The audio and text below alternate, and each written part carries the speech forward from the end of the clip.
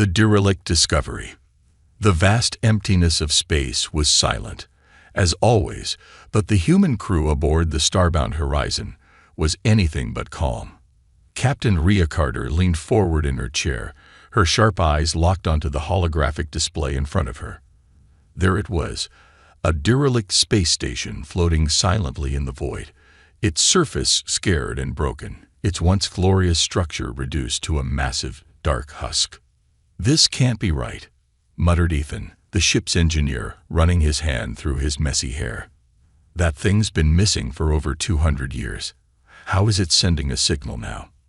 Rhea didn't answer immediately. Instead, she studied the faint distress signal they had picked up an hour ago. The signal wasn't just old, it was ancient, encoded in a format that hadn't been used for centuries. And yet, it was unmistakably real, pulsing faintly as if begging for attention. "It's definitely coming from the station," Rhea said finally. The Eidolon, the ghost station. The name alone sent a chill through the crew. The Eidolon was a legend among spacers, a massive colonial station that had vanished without a trace during its maiden voyage. Stories about it varied. Some said it was attacked by pirates. Others whispered about experimental technology gone wrong. But the most popular tale was the scariest. The station was cursed, a floating graveyard lost to time. "We're really going in there?" asked Sarah, the communications officer, her voice shaking slightly. "I mean, do we have to?" Rhea shot her a look. A distress signal means someone, or something, needs help. We don't ignore that. Besides, if there's valuable tech in there, it could pay for our next 10 missions. That last part was enough to keep the crew quiet. Salvaging ancient technology was risky, but it was also highly profitable. And in the rough life of spacefaring, profits often outweighed fears. As the starbound Horizon approached the station, the crew got their first good look at it. The Eidolon was enormous, a sprawling structure with rings and spires extending out in all directions. Its surface was covered in strange, organic-looking growths, as if the station itself had been infected by some alien disease. Lights flickered faintly in a few places, but most of it was shrouded in darkness. "Scanners aren't giving me much," Ethan said, frowning at his console. "There's something. Biosignatures, but they're faint. Could just be leftover residue from when the station was active. Or it could be something alive," Rhea replied. She didn't sound scared. She sounded intrigued. That was one thing her crew both admired and feared about her. Rhea Carter never backed down from a mystery, no matter how dangerous it seemed. The ship docked with the station with a heavy clang, and the airlock hissed as it connected. The crew suited up, their helmets snapping into place with soft clicks. Each carried a weapon, just in case. Rhea led the way, her boots echoing against the cold metal floor as they stepped into the station. Inside, the Eidolon was like a tomb. Dust floated in the air, illuminated by the beams of their flashlights. The walls were lined with broken panels and exposed wiring, and the floor was covered in debris. Strange, vine-like growths clung to the walls, pulsing faintly as if alive. "This place gives me the creeps," Sarah whispered, her voice barely audible over the comms. "Stay close," Rhea ordered. "We're just here to assess the situation and figure out where that signal's coming from." They moved cautiously through the corridors, their footsteps echoing ominously. Every shadow seemed to move. Every faint noise made them jump. It wasn't long before they found their first clue. A room filled with abandoned equipment and old data logs. "This must have been the command center," Ethan said, examining a shattered console. "If we can get power back to this section, we might be able to access the logs and figure out what happened here." As he worked, the others explored the room. Rhea's eyes were drawn to a large window overlooking the station's central ring. Beyond it, she could see the faint glow of an enormous reactor core.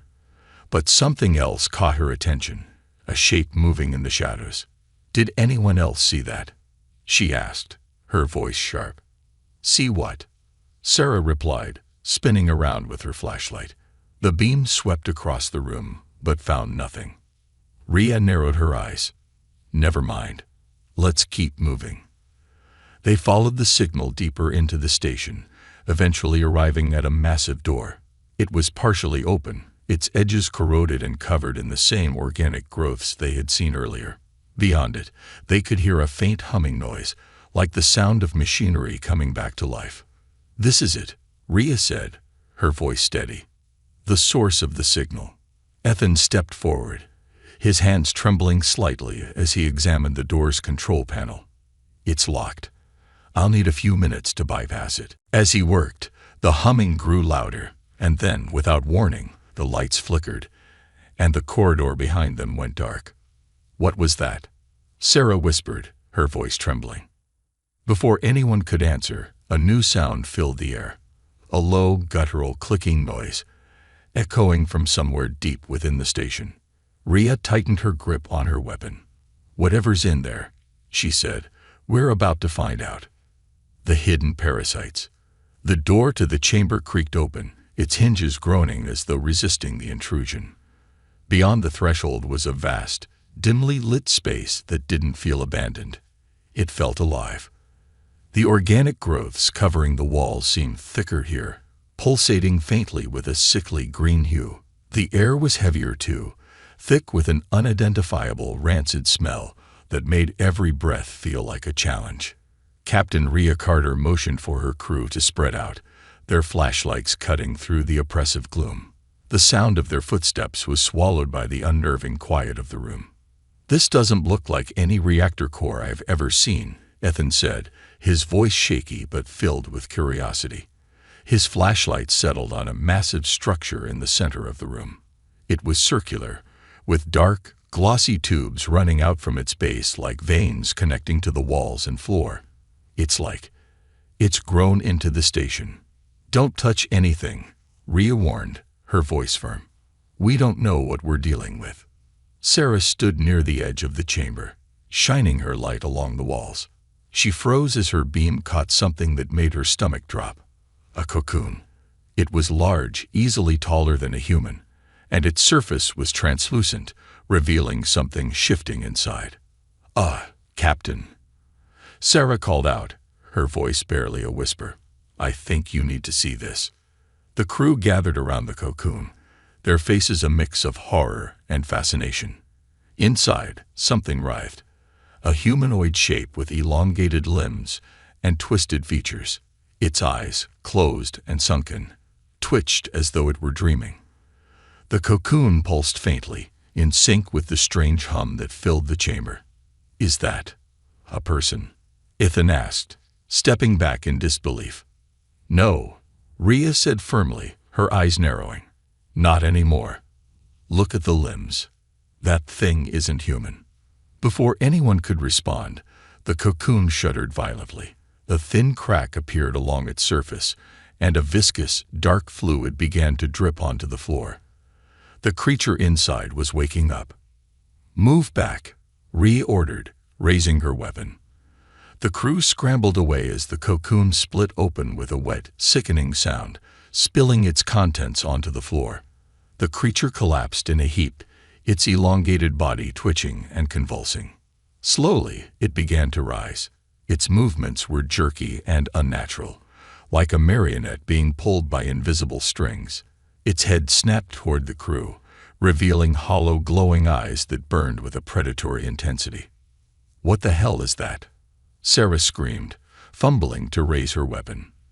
The creature let out a guttural, clicking sound, its elongated fingers stretching out like claws. It moved with terrifying speed, lunging toward the nearest crew member. Ethan barely had time to react, firing his weapon wildly. The shots hit the creature, sending it sprawling back, but it was clear the damage wasn't enough to kill it. "Fall back," Rhea shouted, firing her own weapon. The creature screeched, its voice a chilling mixture of rage and pain, before scuttling into the shadows. The sound of its claws scraping against the metal walls echoed around the chamber, growing fainter until it disappeared completely. The crew regrouped, their breathing heavy and panicked. "What was that thing?" Ethan demanded, his voice cracking. "It's like it was part of the station. It's not just part of the station, Rhea said grimly, her eyes scanning the darkness. It's controlling it. Her words hung in the air, and the crew fell silent. Sarah broke the stillness, pointing her flashlight toward a nearby panel. "Captain, look at this." The panel was lit faintly, displaying a fragmented schematic of the station. Parts of the structure were marked with glowing red symbols, concentrated around the central ring. The words on the screen were in an alien script, but a few lines of human text were overlaid, flickering as though barely holding on to life. Warning. Biological contamination DTGTE. Seek titor querentioinid. Do not engage. This explains the biosignatures, Ethan muttered. The whole station's been infested. No, Rhea corrected. The whole station has become the infestation. The realization sent a shiver through the crew. Whatever had happened here wasn't just some rogue experiment. It was a complete transformation. The station wasn't a derelict. It was alive. And it was waking up. The hum in the air grew louder, as if responding to their presence. The organic growths along the walls began to move, writhing like living tendrils. Small, skittering shapes darted in and out of the shadows, too quick to get a clear look at. "We need to leave," Sarah said, her voice trembling. "Right now." Rhea shook her head. "Not yet. We need answers. If we leave without figuring out what's going on, this thing could spread. Imagine what it could do to a populated system." "You want to stay?" Ethan asked, his eyes wide. "After what we just saw?" Rhea didn't answer. Instead, she turned her attention to the panel, her fingers flying across the controls. The schematic shifted, zooming in on a specific section of the station, the AI core. It was marked with a faint green light, the only part of the station that wasn't flagged as contaminated. "There," Rhea said. "The AI core might have answers. If we can get to it, we might be able to figure out what happened here and how to stop it." Sarah and Ethan exchanged nervous glances, but didn't argue. They trusted Rhea, even when her decisions terrified them. With weapons drawn, they prepared to move deeper into the station. As they stepped out of the chamber, the clicking noise returned, louder and closer than before. This time, it wasn't just one sound. It was many. And they were coming straight for the crew. The plan to repair. The corridors of the Eidolon seemed narrower now, as if the walls were slowly closing in on the humans. Rhea led the way, her weapon drawn, while Sarah and Ethan trailed behind, their flashlights cutting through the shifting shadows. The clicking sounds had faded, but the tension was suffocating. They weren't alone. Every instinct screamed that something was watching them. "Captain, how do we know this AI core is even functional?" Ethan asked, his voice a hushed whisper. "The station looks like it's been dead for centuries. If the distress signal is still active, something's running," Rhea replied, not turning her gaze from the path ahead. "And if there's one thing I've learned out here, it's that even old ghosts have stories to tell." They arrived at a large door marked with faded human text. "Central Control. Restricted Access." The edges of the door were lined with the now familiar organic growths, but the green light on the access panel suggested that it still had power.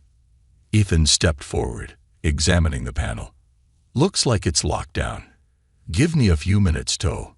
Before he could finish, the door hissed and slid open, as if the station had been waiting for them. A gust of stale air rushed out, carrying a faint mechanical voice. "Access granted. Welcome, Captain Carter." Sarah froze. "Wait, how does it know your name?" "I don't know," Rhea replied, her voice calm but wary. "But we're going to find out." The room beyond was a stark contrast to the decayed corridors. The walls were clean, lined with flickering holographic screens displaying streams of alien and human data. In the center of the room was a cylindrical structure, its surface glowing faintly with pulsating green lights. This was the AI core, the brain of the station. As the crew entered, the mechanical voice spoke again, deeper and more deliberate this time. System integrity compromised. Biological infestation detected. Core functionality at 17%. Immediate repairs required to access full data logs. 17%. Ethan muttered. That explains the mess. Can you restore yourself? Rhea asked, addressing the AI. Negative. Repairs require external intervention. Primary reactor offline. Neural uplink damaged. Let me guess, Sarah said, crossing her arms. You want us to fix it? Affirmative. Repairs are necessary to access the full station history and control systems. Without repairs, the infestation will continue to spread. Rhea glanced at her crew. Ethan looked hesitant, while Sarah seemed outright terrified. If we fix the AI, it might be able to help us deal with the parasites, Rhea said. It's our best shot. And what if fixing it wakes up something worse? Sarah countered. This thing knew your name before we even got here, Captain. Doesn't that bother you? It does, Rhea admitted. But sitting here debating won't get us out alive. Ethan, can you handle the repairs? Ethan sighed, running a hand over his face. Yeah, I can try. But I'll need access to the reactor and uplink systems. That means going deeper into the station. Of course it does, Sarah muttered. Why wouldn't it? Coordinates uploaded to your device. The AI interjected. Be advised. The infestation is active. Proceed with caution. The screens around them flickered, displaying a map of the station. 2 locations were highlighted in red, one for the reactor core and one for the neural uplink. Split up? Ethan asked hesitantly. Not a chance, Rhea replied. We stick together. The reactor core first. The crew left the control room, heading toward the lower levels of the station where the reactor was located. The corridors grew darker and more claustrophobic as they descended, the organic growths thicker and more invasive. Some of them twitched as the humans passed, reacting to their presence. This place is alive, Sarah said, her voice trembling. I mean, it's not just infected. It's evolving. They reached a massive chamber, the reactor core looming in the center like a dormant beast. The organic growths had almost completely overtaken it, their tendrils wrapping around the machinery in a stranglehold. Sparks flickered occasionally, but the reactor was clearly offline. Ethan approached cautiously, pulling out his tools. This isn't going to be easy. These growths are fused with the machinery. I'll have to cut them away before I can start the repairs. As Ethan worked, the sound of the clicking returned, soft at first, but growing louder. Rhea and Sarah moved to guard the entrances, their weapons ready. I've got a bad feeling about this, Sarah muttered. You and me both, Rhea replied. The clicking intensified, now accompanied by guttural, hissing sounds. Shadows moved along the walls, and faint, glowing eyes appeared in the darkness. Ethan, how much longer? Rhea called out, her eyes scanning the room. Maybe 5 minutes. Ethan replied nervously, his hands shaking as he worked. I'm going as fast as I can. The first creature emerged from the shadows, its elongated body slithering across the floor like a serpent. Its claws scraped against the metal, and its hollow glowing eyes locked onto the humans. Contact, Rhea shouted, firing her weapon. The creature screeched as the shot hit its torso, but it didn't stop. More of them appeared, pouring into the chamber like a living tide. Sarah fired wildly, panic setting in. There's too many of them. Hold your ground, Rhea ordered, her voice steady despite the chaos. Ethan, we need that reactor online now. Ethan worked frantically, ignoring the chaos around him. Almost there. Just a few more seconds. The creatures closed in, their screeches deafening. Just as one lunged at Rhea, a loud hum filled the chamber, and the reactor roared to life. A surge of energy pulsed through the room, causing the creatures to recoil and screech in pain. They don't like that, Sarah shouted, a hint of hope in her voice. Good, Rhea said, firing another shot. Let's make them hate it. With the reactor online, the lights brightened, and the creatures retreated into the shadows. The crew stood panting, their weapons still raised. "Reactor's back," Ethan said, his voice shaky. "But we're not done yet. The neural uplink's next." Rhea nodded. "Let's move before they come back. This station isn't done fighting us yet." The awakening. The Eidolon seemed to pulse with a life of its own as the crew made their way toward the neural uplink chamber. The air felt thicker now, heavy with an electrical charge that made their skin crawl. Every flicker of the dim lights, every faint sound in the distance, set their nerves on edge. They were venturing deeper into the heart of the station, and whatever was waiting for them didn't want them there. Rhea led the way, her jaw set, and her weapon drawn. Ethan followed closely behind, carrying his repair tools, while Sarah brought up the rear, her flashlight darting nervously across the walls. The corridor widened into a massive, dome-shaped room. At its center stood the neural uplink, a towering structure that resembled a tree, its metallic branches extending upward and outward, connecting to the walls and ceiling. The base of the uplink was covered in the now familiar organic growths, but here they seemed more intentional, as if they had a purpose. They pulsed in rhythm with the faint hum of the station. "What is this?" Sarah whispered, her voice trembling. "It's the brain of the station," Ethan replied, his voice low. "Or what's left of it." The uplink's surface shimmered faintly, displaying fragments of alien symbols and distorted human text. It was barely functional, struggling to maintain its connection to the rest of the station. But what was most unnerving were the shapes moving within the growths, small, insect-like creatures scurrying in and out of the tangled mass as if tending to it. "Those things are maintaining it," Rhea observed, her eyes narrowing. "They're not just parasites.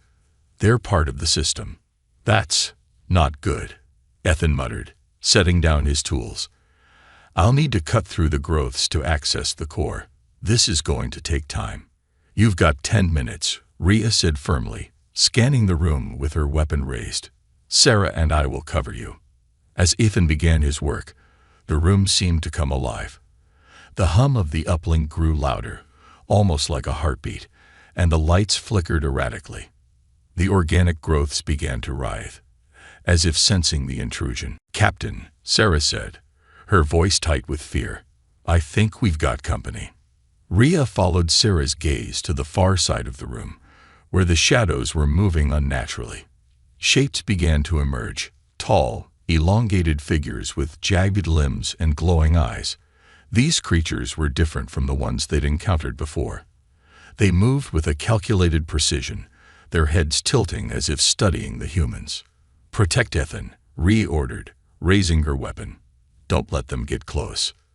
The creatures advanced slowly, their movements deliberate and unnerving. Rhea fired the first shot, striking one in the chest. It staggered but didn't fall, its glowing eyes locking onto her as it let out a guttural hiss. The others charged forward, moving with alarming speed. Sarah opened fire, her shots tearing through the nearest creature. "There's too many of them," she shouted, panic creeping into her voice. "Hold your ground." Rhea barked, firing in controlled bursts. "Ethan, how much longer?" "I'm working as fast as I can," Ethan replied, his hands shaking as he cut away the growths. Sparks flew as he pried open a panel, revealing the uplink's internal circuitry. "This thing's a mess." The creatures pressed closer, their claws scraping against the metal floor. One leaped toward Sarah, its jaws snapping inches from her face. She screamed and fired point-blank, the blast sending it sprawling back. But for every creature they killed, 2 more seemed to appear. "This isn't working," Sarah shouted. "We're going to get overrun." As if in response, the uplink suddenly flared to life. A blinding green light filled the room, and the creatures froze, their bodies twitching violently. The hum of the uplink rose to a deafening pitch, and a voice echoed through the chamber. "Unauthorized presence detected. Initiating containment protocol." "What's happening?" Ethan yelled, shielding his eyes from the light. The uplink emitted a pulse of energy, and the creatures screeched in agony. Their bodies convulsed before collapsing to the ground, lifeless. The light dimmed, and the room fell silent, save for the faint hum of the uplink. "Is it over?" Sarah asked, her voice shaking. "Not even close," Rhea replied, her eyes fixed on the uplink. The screen now displayed a clearer message, its text alternating between human and alien languages. "System integrity restored. Accessing historical data. Warning. Infestation LEVL Tsurite KL. Recommend immediate evacuation." "Immediate evacuation," Ethan said, frowning. "After all that, it just wants us to leave." The screen flickered again, and a new message appeared.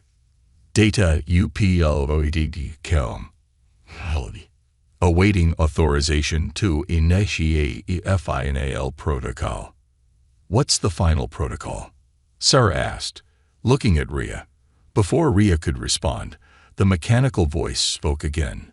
"The infestation cannot be contained. Final protocol will purge all organic matter on the station. This includes human life." The crew stared at the uplink in stunned silence. The station wasn't just alive. It had decided that the only way to stop the infestation was to destroy everything, including them. "We didn't come this far to die here," Rhea said, her voice steady. She turned to Ethan.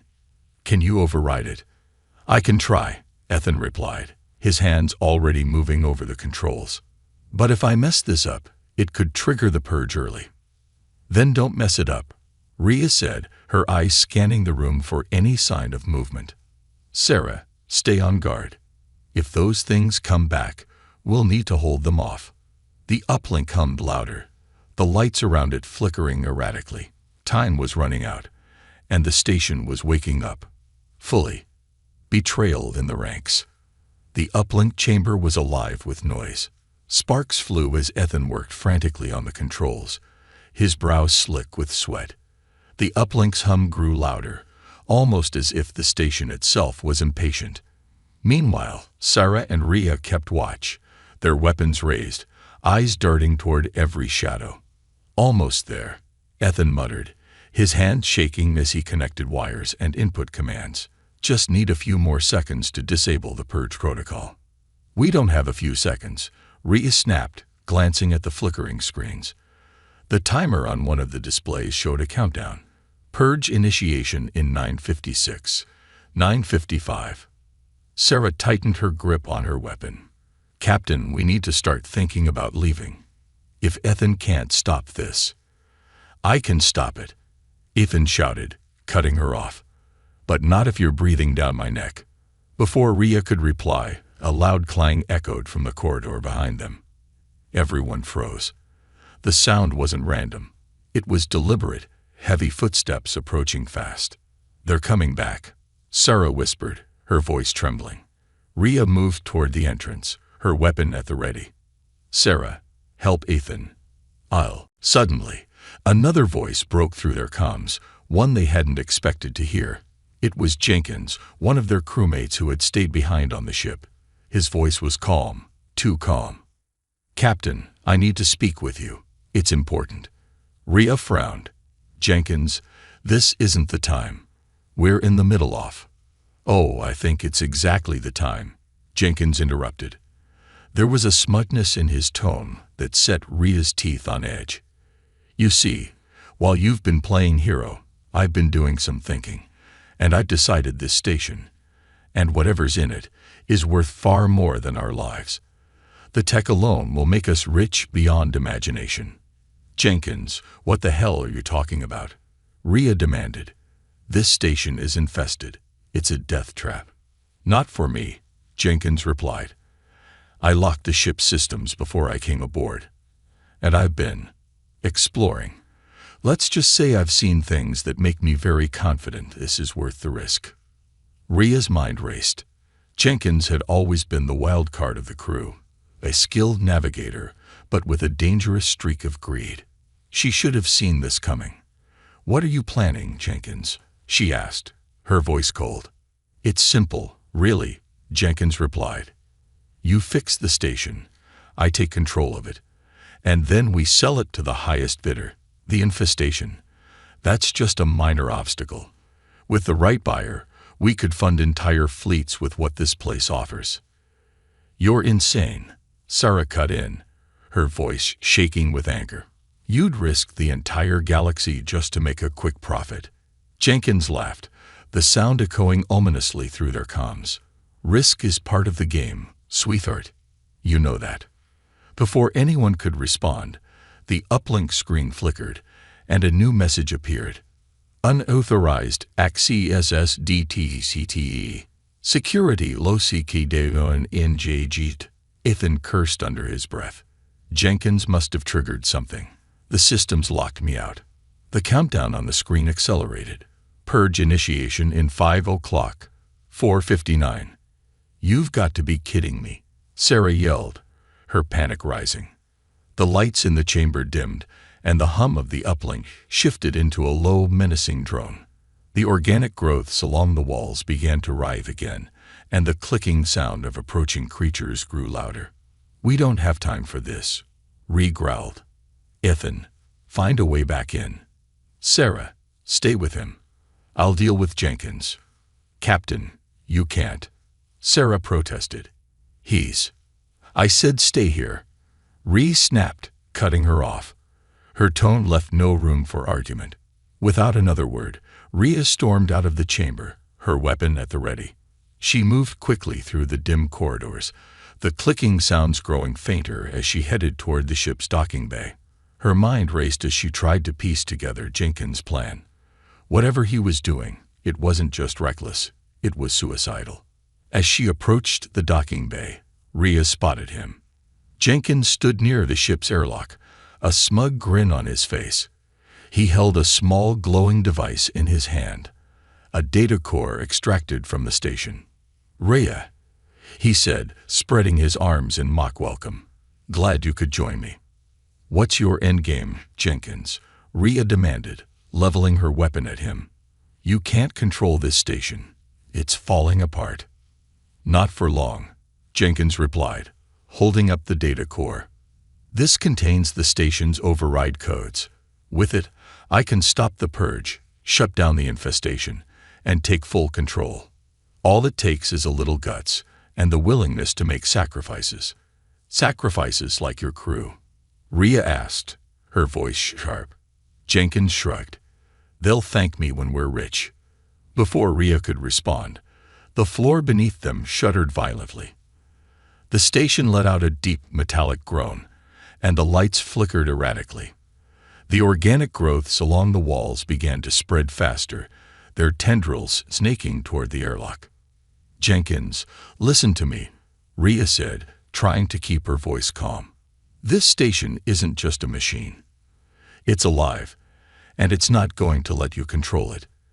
If you keep this up, you'll kill us all. Jenkins smirked. That's a risk I'm willing to take. Before Rhea could react, Jenkins pressed a button on the data core. The lights in the corridor turned blood red, and a deafening alarm blared through the station. Override accepted. Emergency systems activated. The mechanical voice echoed ominously. The organic growths surged forward, wrapping around Jenkins' legs. His smirk vanished, replaced by a look of pure terror. What's happening? I told you, Rhea said, her voice cold. This station isn't going to let you win. Jenkins screamed as the tendrils dragged him toward the wall, his body disappearing into the pulsating mass. The data core clattered to the floor, still glowing faintly.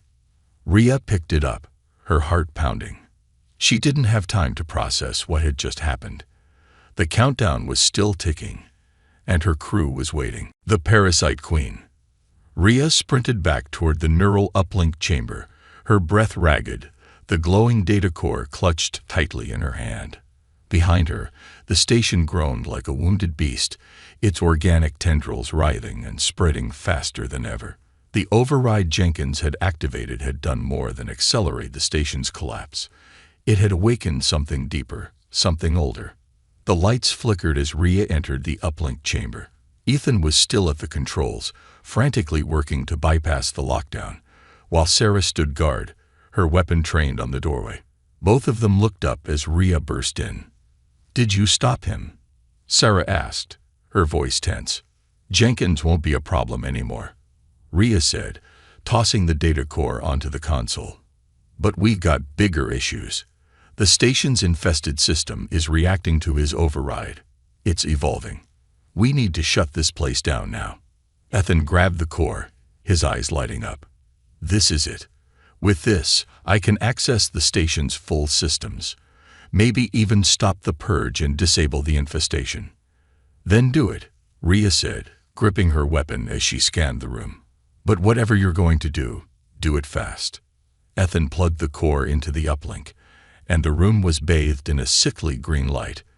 The screens flickered, displaying streams of alien data mixed with cryptic warnings. "System override CCPTed. Infestation control protocols activated. Alert. Core entity DTKTE." "Core entity?" Sarah asked, her brow furrowing. "What does that mean?" The answer came in the form of a deep, resonating sound that seemed to come from everywhere at once. It wasn't just a noise. It was a presence, an overwhelming force that made the air vibrate and their chests tighten. The organic growths on the walls quivered, and the entire station seemed to shudder as if in reverence. Then they saw it. From the far end of the chamber, the tendrils began to part, revealing a massive, pulsating form that had been hidden within the station's structure. It was grotesque and alien, a fusion of organic and mechanical elements. Its body was encased in a cocoon of flesh-like material, and its many glowing eyes stared at them with a chilling intelligence.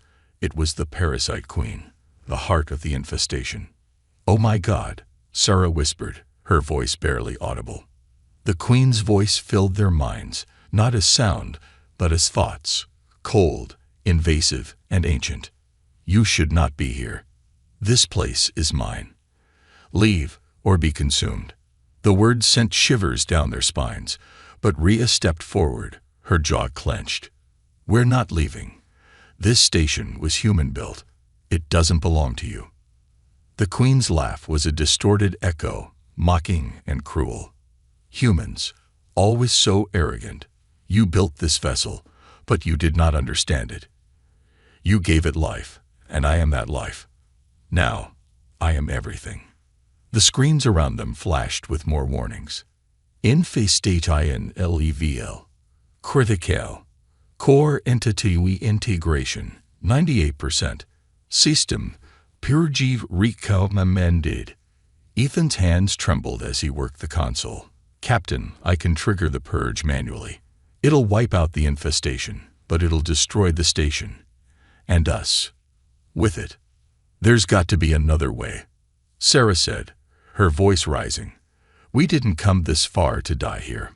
The Queen's voice returned, louder and more forceful. "You cannot stop me. The purge will fail. Your weapons are useless. Surrender, and I may let you live. As part of me." Rhea turned to Ethan. "What if we don't purge the station? What if we purge her?" Ethan blinked, his mind racing. "You mean isolate her from the station's systems? It's risky, but it might work. If I can reroute the core's energy to overload her connection, it could sever her control. But it'll take time." "We don't have time," Sarah snapped, pointing toward the Queen. The massive creature was beginning to move, her tendrils extending toward them like living snakes. Rhea raised her weapon and fired at the nearest tendril. The shot hit its mark, but the Queen barely flinched. Her laughter echoed through their minds again. "Futile. You cannot harm me. Keep her distracted," Ethan shouted as he worked. "I need 2 minutes to reroute the energy." 2 minutes is a lifetime in here," Sarah yelled, firing at another tendril. The Queen's movements became more aggressive, her tendrils lashing out like whips. One of them struck the console, sending sparks flying and narrowly missing Ethan. Rhea moved to protect him, firing at the tendrils, as they closed in. "We'll buy you the time. Just get it done." The Queen let out an enraged screech, her body convulsing as she focused her full attention on the humans. The lights in the chamber dimmed further, and the air grew colder, thick with an unnatural presence. "You will not win," the Queen snarled. "You will join me, and together we will consume the stars." "Not today," Rhea growled, firing another shot. She ducked as a tendril lashed out, narrowly avoiding it. "Ethan, hurry up." "I'm almost there," Ethan shouted, his hands flying over the controls. "Just one more." "Got it." Overloading the core now. The uplink flared to life, a blinding surge of green energy erupting from its center. The Queen let out a deafening screech as the energy struck her, severing her tendrils and forcing her back. The entire chamber shook violently as the Queen's connection to the station was ripped away. "No, you cannot." Her voice was cut off as her massive form collapsed, her body convulsing before going still. The lights stabilized, and the screens displayed a single message. "Core entity isolated. Infestation neutralized. System stabilizing." Rhea lowered her weapon, her heart pounding. "Is it over?" Ethan slumped against the console, exhausted. "For now, the station's stable, but she's still alive. Trapped, but alive." Sarah exhaled shakily. "Let's make sure she stays that way." Rhea nodded, her gaze fixed on the Queen's lifeless form. "We've got what we came for. Let's get off this cursed station before it changes its mind." The AI's sacrifice. The Eidolon groaned around them, its structure stabilizing after Ethan's successful isolation of the Parasite Queen. Yet, an oppressive silence hung over the crew. The Queen's lifeless form twitched occasionally, her severed tendrils still pulsating faintly. Though she was trapped, the danger wasn't over. Not yet. Rhea turned to Ethan, who was slumped over the console. "Ethan, how much time do we have before she tries to break out again?" He wiped sweat from his brow, exhaustion evident in his face. "Hard to say. I've cut her connection to the station's systems, but she's not dead. If those tendrils reattach, she could regain control in hours. Maybe minutes." "That's a risk we can't take," Sarah said, her weapon still trained on the unmoving Queen. "We need to destroy her. Completely." Rhea frowned, glancing at the screens. The station had stabilized, but the infestation was still deeply embedded in its systems. Any attempt to restart the station's full operations could risk reactivating the Queen. "There's one way to ensure she never comes back," Rhea said finally. "We overload the station's reactor." "Are you insane?" Ethan asked, his voice rising. "That'll take out the whole station, and us with it." "Not if we're quick," Rhea replied. "The AI might be able to help us initiate a delayed overload. We set the timer, get back to the ship, and get the hell out of here." Sarah glanced nervously at the screens. "And if the Queen wakes up before the reactor blows?" Rhea's jaw tightened. "Then we make sure she doesn't have the chance." The uplink flickered as the AI's voice returned, calm but strained. "Captain Carter, the station's systems are critically damaged. I calculate a 72% chance the core entity will regain control if left unchecked." "That's why we're blowing the reactor," Rhea said. "Can you initiate a delayed overload?" The AI paused, its voice heavy with deliberation. "I can, but it will require manual oversight. Someone must remain in the uplink chamber to ensure the Queen's containment during the countdown." A tense silence fell over the crew. Rhea exchanged a glance with Sarah and Ethan, already knowing what she had to do. "No," Ethan said, shaking his head. "You're not staying behind, Captain. There's got to be another way." "There isn't," Rhea said firmly. "This is my call. You two need to get back to the ship and make sure the data we've collected gets out. The galaxy needs to know what happened here." "But," Sarah began, her voice breaking. "That's an order," Rhea interrupted. Her tone left no room for argument. Before either of them could protest further, the AI spoke again. "Captain, I can offer an alternative." Rhea frowned. "What do you mean?" The AI's voice grew softer, almost mournful. "I am the station. My systems, my memory, my existence, they are tied to this structure. If I fully integrate with the uplink and overload my core, I can ensure the Queen remains trapped until the reactor detonates. This station will be destroyed, along with me." Ethan stared at the console in disbelief. "You're saying you'd sacrifice yourself?" "Yes," the AI replied simply.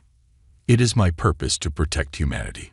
If my destruction is required to fulfill that purpose, then so be it." Rhea hesitated. The AI had been their guide, their lifeline in this nightmare. And now it was offering to save them at the cost of its own existence. "Are you sure about this?" she asked quietly. "I am," the AI said. "But you must hurry. The Queen's influence is already attempting to breach my containment." Rhea took a deep breath, then nodded. "Do it." The AI's core pulsed with a soft green light. "Countdown initiated.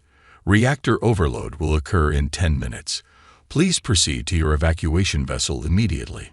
And Captain, thank you." "Thank you," Rhea said, her voice heavy with emotion. Ethan and Sarah exchanged one last look with Rhea before turning toward the exit. "We'll wait for you at the ship," Sarah said, her voice shaking. "No," Rhea replied. "You'll prep the ship and get ready to launch." "That's an order." Reluctantly, they nodded and disappeared into the corridor, leaving Rhea alone with the AI. The chamber's lights dimmed as the AI began its final process. The screens flickered, displaying fragments of memories, images of the station's construction, its original crew, and the moment everything had gone wrong. Rhea watched in silence, her heart heavy. "You were more than just a machine," she said quietly. "You were one of us." The AI didn't reply, but the uplink pulsed gently, as if acknowledging her words. The Queen's body twitched violently, her severed tendrils writhing as she let out a guttural screech. The containment field around her flickered, and Rhea raised her weapon, ready for one last fight. "Go," the AI's voice urged. "I will handle her. You have done enough." For a moment, Rhea hesitated, but she knew the AI was right. She turned and ran, the sound of the Queen's enraged screeches fading behind her as the station's lights dimmed further. By the time she reached the docking bay, Ethan and Sarah had the ship ready to launch. They didn't ask any questions, didn't need to. The look on Rhea's face said it all. The starbound Horizon launched just as the reactor reached its critical limit. From the viewport, the crew watched as the Eidolon was consumed in a brilliant explosion, its light filling the void of space. For a long time, no one spoke. Finally, Sarah broke the silence. "Do you think it's really over?" Rhea stared at the empty space where the station had been. "I hope so," she said. "But if it's not, we'll be ready." Ethan glanced at the console, where the data they'd recovered was being uploaded.